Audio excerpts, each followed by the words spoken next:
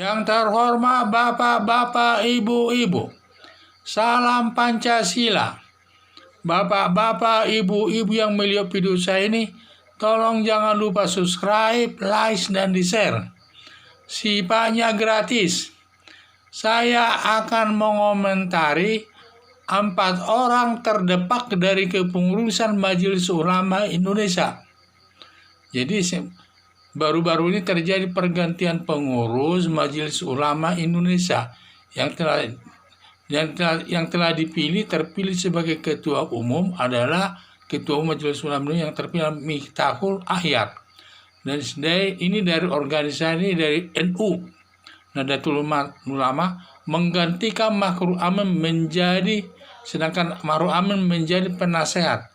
Jadi saya lihat dalam pengurusan ini yang terpilih adalah Miftahul Ahyar dan juga ada menggantikan Ma'ruf Amin. Sedangkan Ma'ruf Amin sekarang menjadi penasehat di organisasi Majelis Ulama Indonesia tersebut. Dari pengurusan tersebut terdepak pengurus daripada tokoh daripada PA 212 yaitu 1 Din Samsudin. Ini terdepak juga Din Samsudin termasuk pengurus daripada Majelis Ulama Indonesia tadinya. Sekarang dia sudah terdepak, tidak masuk lagi pengurus daripada Majelis Ulama Indonesia. Karena Din Samsudin ini termasuk ini barisan sakit hati kepada Presiden Jokowi. Karena pada saat Pilpres 2019 dia tidak dibawa Presiden Jokowi sebagai wakil presidennya, sehingga dia merasa sakit hati.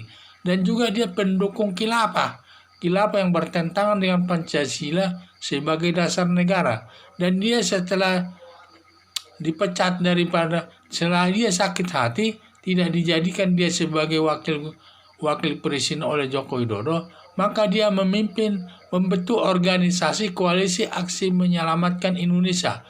Dan Koalisi Aksi Menyelamatkan Indonesia ini sering melakukan perbuatan-perbuatan yang sifatnya menentang kebijaksanaan daripada Presiden Joko Widodo.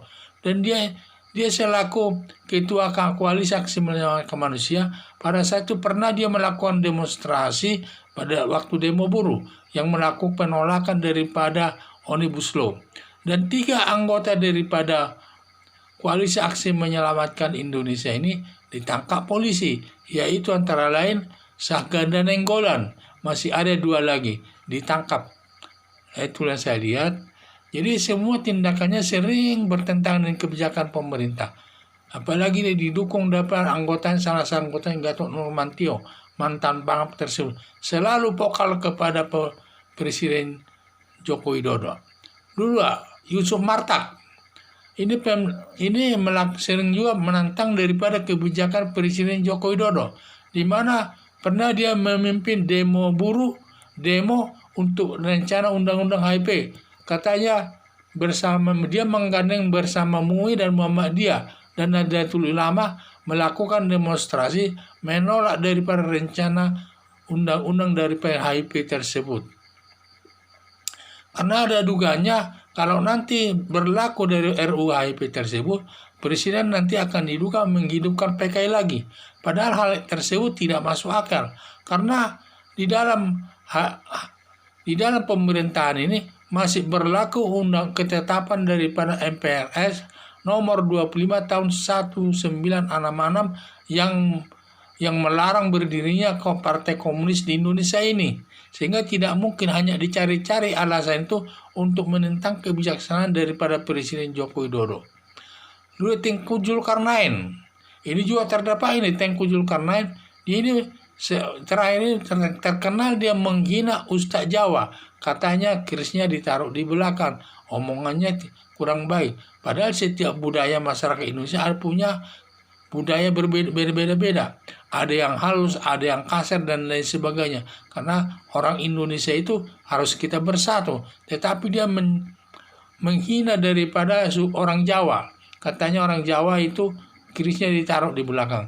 Juga termasuk juga dia menghina daripada Ahok sebagai turunan Cina. Katanya sebagai turunan Cina sok tahu dia. Dan dia termasuk juga katanya apakah menentang Ya itulah salah satu daripada tindakan-tindakan daripada Tengku Zulkarnain ini adalah selalu menentang pemerintah dalam bentuk berbagai hal. Di samping itu juga, lupa namanya, tapi pendukung khilafah pernah memimpin demo masalah khilafah, sering ditolak ceramah di Malang.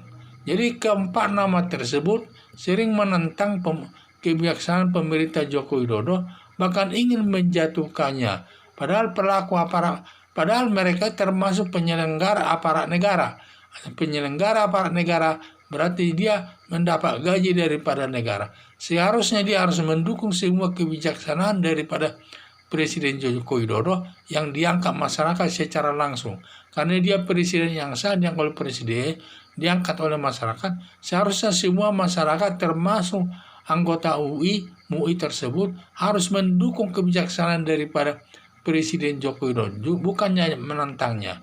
Jadi Presiden Joko Widodo ini berhasil satu-satu dapat membersihkan orang-orang yang menentang kebijakan Presiden Jokowi dari lembaga pemerintah.